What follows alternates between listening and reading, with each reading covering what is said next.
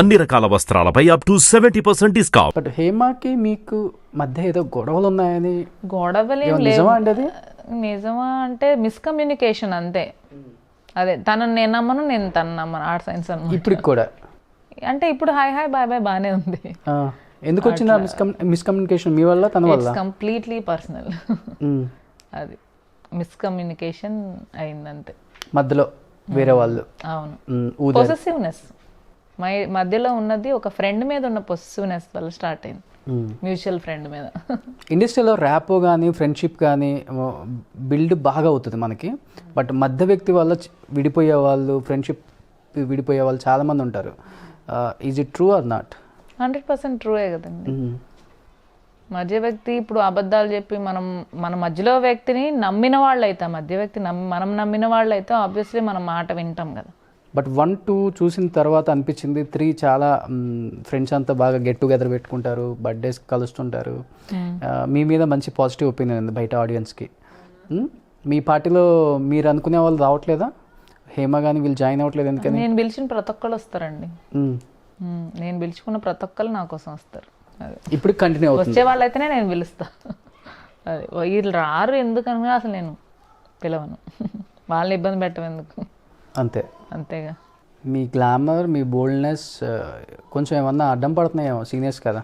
అస్సలు అవి రీజన్సే కాదండి, అస్సలకి కానే కాదు. ఎవరి ఇండివిజువాలిటీ వాళ్ళకు ఉంటుంది, ఎవరి థాట్స్ వాళ్ళకు ఉంటాయి. ఇప్పుడు నేను మంచిదానని నాకు అనిపించవచ్చు, మీకు అనిపించకపోవచ్చు. మీరు మంచివాళ్ళని మీకు అనిపించవచ్చు, నాకు అనిపించకపోవచ్చు. ఇదంతా చాలా పెద్ద సబ్జెక్ట్. అమ్మో, హేమ గారు అంటేనే మీ మూడ్ చేంజ్ అవుతుంది. కానీ వచ్చేద్దాం బయటికి. ఇలా నవ్వండి. బిగ్ బాస్ రెమ్యునరేషన్ ఎంత మీది? మాదా చాలా మంచి పేమెంట్ ఇచ్చారు. సినిమాల కన్నా ఎక్కువ పేమెంట్ చేశారు. Per డేకా per week? వీక్లీ ఉంటుంది, డే వైజ్ అసలు ఉండదు. ఎందుకంటే ఉంటే వీక్ ఉంటాం, లేదంటే ఉండం కదా. సో వీక్లీ పేమెంటే ఉంటుంది. 100% నా మూవీ దానికన్నా చాలా బెటర్గా ఇచ్చారు. ఒక ఇల్లు కొనే అంత రెమ్యునరేషన్ వచ్చిందంట, నిజమేనా? ఆల్మోస్ట్. సూపర్. అది చాలు కదా, ఇల్లు కొనేసుకున్నారు. ఇంకా ఇల్లు ఎవడో ఇచ్చే అన్న కామెంట్ కన్నా ఈ కామెంట్ సూపర్. ఇంకా ఈ కామెంట్ చూడరు ఎవడు. ఇదే నమ్మేవాడు మన కష్టాన్ని చూసి ఏదైనా నమ్ముతాడండి. నమ్మకూడదు డిసైన్ మనం ఎన్ని చెప్పినా వేస్ట్. బట్ బయట వాళ్ళే చెప్తుంటారు సినిమా వాళ్ళ కెమెరా మస్తు సంపాదిస్తారు, మస్తు పైసలు అంటారా. ఏమన్నా అదే సంపాదనతో అరే మేము ఏం చేసుకుంటాం, డబ్బులు అంతా మూటగట్టి పాతేస్తామా, వాడతాంగా. ఆ ఖర్చు పెట్టుకునేటప్పుడే కదా వస్తువులు కొనేది, ఆ వస్తువులు చూసినప్పుడేగా ఏడ్చేది. అంతే కదా, మనం కష్టపడేదే సంతోషం కోసం. సంతోషం అనేది ఆబ్వియస్లీ తిండి తిని పడుకుంటే సరిపోయిందా, ఇంకా చాలా ఉంటాయి. మినిమం ఇది అయిపోయిందా, నెక్స్ట్ ఏంటి అన్నదే లైఫ్. అవును. ఎంతసేపు అని ఫ్రెండ్షిప్, ప్రపంచము, ప్రేమ ఉంటే చాలు, అమ్మ నాన్న ఉంటుంది, ఇది ఒక లెవెల్. ఓకే, ఇదంతా ఉన్న వాళ్ళకి నెక్స్ట్ ఏంటని ఆలోచిస్తారు. అవును. అది ఇంకా వర్క్ పెరుగుతుంది, ఇంకా సంపాదించాలి, కోరికలు పెరుగుతాయి, ఇంకా లైఫ్ అంటే ఇంకేముంటుందండి మనకి. అంతే కదా. బట్ బిగ్ బాస్ 3 తర్వాతే హిమజాకి ఒక స్టాండర్డ్ బయట నేమ్ వచ్చిందంటే ఏమంటారు మీరు? అంటే నేనేంటో నలుగురికి తెలిసాను కదండి. కొంచెం నాకు కూడా కొంచెం చాలా ప్లస్ అయింది బిగ్ బాస్లోకి రావడం అనేది. నాకు చాలా ప్లస్ అయింది. ఎందుకంటే నేను మూవీస్ చేసింది అప్పటికి ఒక 7-8 చేసుంటాను. కాదు, 12 వరకు చేసుంటాను. నా వికీపీడియాలో ఉంది క్లియర్గా డీటెయిల్స్. రికగ్నైజేషన్ ఉంది 100%. కానీ 10 మందిలో ఒక 5గురో 6గురో గుర్తుపట్టేవాళ్ళు, మూవీస్ చూసేవాళ్ళు. ఇప్పుడేంటి, ఈ బిగ్ బాస్కి ఆడియన్స్ ఎక్కువ, లైక్ బిగ్ స్క్రీన్ ఆడియన్స్ ఉంటారు, స్మాల్ స్క్రీన్ ఆడియన్స్ ఎక్కువ మంది చూస్తారు. కాబట్టి హిమజా ఎక్కువ మందికి తెలిసింది. ఎలా తెలిసింది? As a Himaja it self ఏంటి, ఎలా ఉంటుంది అన్నది డైరెక్ట్గా తెలిసింది. సో నేను చేసిన దాన్ని ఈ క్యారెక్టర్ ఓవర్లాప్ చేసేసింది ఆ క్యారెక్టర్స్ అని. సో ఇప్పుడు మీరు రాగానే ఇంట్రడక్షన్ కూడా బిగ్ బాస్ హిమజా అనే అన్నారు కదా, ఎందుకంటే ఇంటి పేరు అయిపోయింది బిగ్ బాస్. ఇంటి పేరు big boss. But big boss అనేది ఫేమ్ వరకే పనికొస్తుంది మనకి, ఆఫర్స్కి పనికిరాదు. ఇండస్ట్రీలో ఆఫర్స్ చాలా తగ్గుతాయి, ఎవడు పిలవడు అనే మాటకి ఏం చెప్తారు? అది ఎందుకని బురద చల్లేశారు, అందరికి అదే అంటారు. మిమ్మల్ని అయితే ఎవరన్నా అన్నారు ఎందుకు వెళ్తావు బిగ్ బాస్కి, ఆఫర్స్ రావని?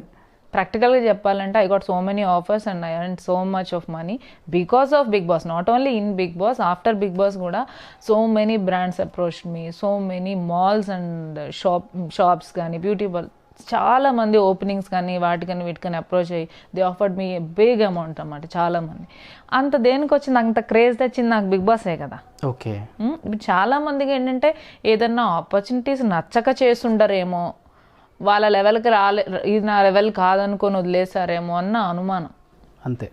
ఆల్రెడీ ప్లాట్ఫామ్లో ఉండుంటే మేము ఆల్రెడీ మూవీస్ ఎప్పటి నుంచో చేస్తున్నాం, మాకంటూ ఓకే హిమజ ఇట్లా చేస్తుంది, ఈ క్యారెక్టర్స్ బాగానే చేస్తుంది, వీడికి తీసుకోవచ్చు అని ఒక ఇది ఉంది కాబట్టి భయం లేదు. అండ్ పెద్ద చేంజ్ ఓవర్ కూడా రాదు నాకు. నేను వెళ్ళే లైన్లో పెద్ద గొప్ప చేంజ్ ఓవర్ కూడా రాదు. ఎందుకంటే యాజ్ ఎ హిమజ ఏంటని చూపించాను కానీ నా టాలెంట్స్ ఏంటి, నేను ఇలా యాక్ట్ చేయగలను అలా యాక్ట్ చేయగలను అన్న టాలెంట్స్ నేనేం చూపించలేదు ఓకే షోలో. సో షో నాకు కెరియర్ పరంగా, నా కెరియర్ యాక్షన్ కాబట్టి కెరియర్ పరంగా ఇక్కడ లింక్ లేదు కాబట్టి నాకు హెల్ప్ కాదు మూవీస్ పరంగా చూసుకుంటే. సో బిగ్ బాస్లో కమిట్మెంట్స్ కూడా ఎక్కువ ఉంటాయి అంటారు.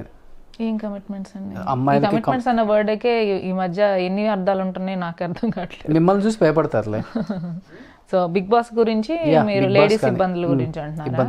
నేను చెప్తున్నాను కదా, వాళ్ళకి అస్సలు ఆ ధైర్యం చెయ్యరు, ఆ ఆలోచన ఉన్నా కూడా చచ్చిపోద్ది. ఎందుకంటే బిగ్ బాస్ ఒకరు సెలెక్ట్ అయ్యి ముందుకు వస్తున్నారంటే కంపల్సరీ వాళ్ళు ఓపెన్ మైండెడ్, బాగా స్పోర్టివ్గా తీసుకునే వాళ్ళు అండ్ ఫేస్ టు ఫేస్ మాట్లాడే వాళ్ళు అంటేనే ఫస్ట్ వాళ్ళు అప్రోచ్ అవుతారు. అలాంటి వాళ్ళతో వీళ్ళు ఎందుకు పెట్టుకుంటారు?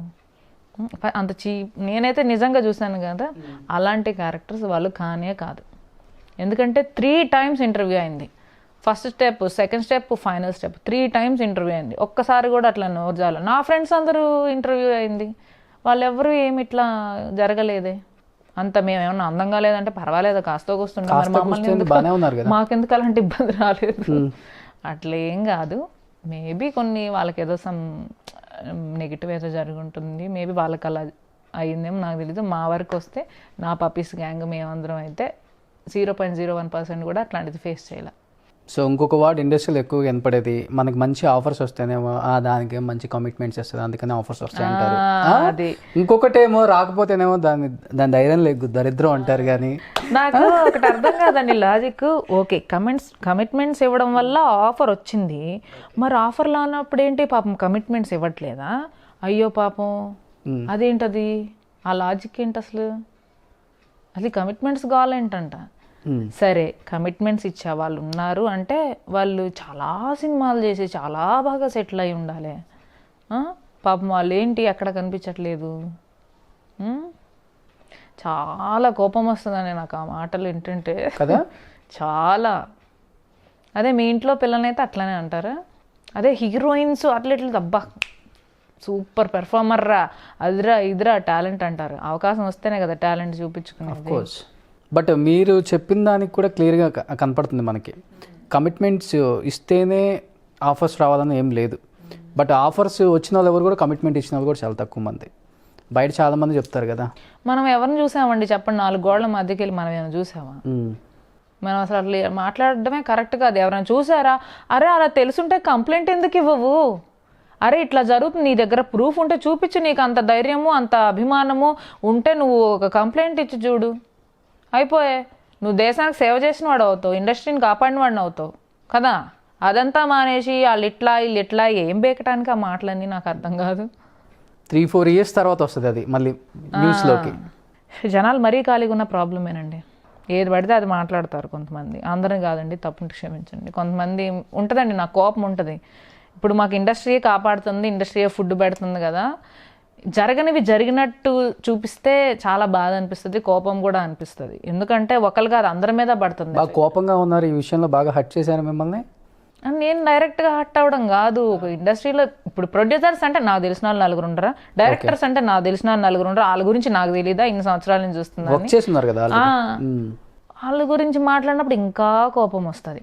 ఇంకో విషయం ఏంటంటే అవతల వాళ్ళు ఎలా రియాక్ట్ అవ్వారు అని పోర్ట్రే చేసుకుంటారు, కానీ అసలు వీళ్ళు ఏం ఎలగబెట్టారు ముందు, అసలు అక్కడ దాకా వీళ్ళు ఎందుకు తెచ్చారు, ఆ లీనియన్స్ ఎందుకు ఇచ్చారు అన్నది ఎవ్వరు పోర్ట్రే చేసుకోరండి. కరెక్ట్గా చెప్పారు. చాట్ హిస్టరీస్ అది ఇది అంటారా, ఆ టేప్ ఏం జరిగిందో చూపిస్తారు కానీ ఇటు ఏం జరిగింది ఫస్ట్ అసలు నంబర్లు ఎందుకు ఇస్తారండి నాకు అర్థం కాదు. ఏం అవసరం డైరెక్టర్ కానీ ప్రొడ్యూసర్లు కానీ నంబర్లు ఏం అవసరం అసలు? సరే వెళ్ళింది జస్ట్ క్యూరియాసిటీ కొద్దీ హాయ్ సార్ కొంచెం టచ్లో ఉందాం గుర్తు చేద్దాం ఉంటే సెన్స్ ఓకే, కాంటాక్ట్స్ నెంబర్ ఉన్నాయి ఓకే.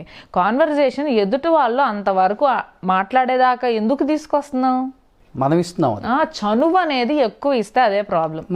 చనువు మొహమాటం, అమ్మాయిలకి చెప్తున్నాం కదా, చనువు మొహమాటం ఈ 2 చాలా జాగ్రత్తగా మెయింటైన్ చేయాలి మనం. కాస్టింగ్ కౌచ్ గురించి ఒక మాటలో చెప్పాలంటే ఇదే చెప్తారు మీరు. అంతే కదా. ఇప్పుడు చేసావా ఏమైనా తప్పు చేసా ఓకే, దాన్ని యాక్సెప్ట్ చేసి ముందుకెళ్ళిపో. చాలా మంది చాలా రకాల సిచ్యువేషన్స్ వస్తాయి, సరే నాకు ఇట్లా జరిగిందని ముందుకెళ్ళిపో. అంతేగాని మళ్ళీ దాన్ని ఎదుటి వాళ్ళని తప్పుగా చేసి మాట్లాడడం చాలా తప్పు. కానీ మిమ్మల్ని ఇండస్ట్రీ వాళ్ళు చూస్తే భయపడతారంటే ఎందుకు అసలు? నాకు అదే అర్థం నాకు కాదు. అంత భయపడేటట్టు ఎవరు కనపడరు. మీరు చూస్తే ఇదొక అందంగా యాంగిల్ నవ్వుతా అంతే, ఉన్నారు. ఇదొక యాంగిల్ అంతే. వేరే యాంగిల్ అసలు మా ఇంట్లో ఎప్పుడు గెంతుతా తిరుగుతా ఆడతా పాడతా ఉంటా. ఏ సిచ్యువేషన్ తగ్గట్టు అట్లా రియాక్షన్ అట్లా వచ్చేస్తుంది ఫేస్లో అంతే.